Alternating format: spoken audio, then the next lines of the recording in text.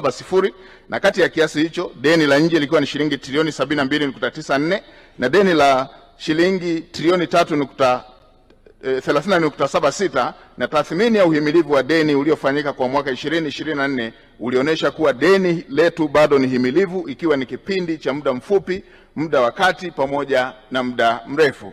Katika tathmini hiyo, Mheshimiwa Spika, viashiria vinaonyesha kuwa kwa mwaka 2024-2025 tathmini ya sasa ya deni la serikali kwa pato la taifa ni 40.3 ikilinganishwa na ukomo ambao ni 55.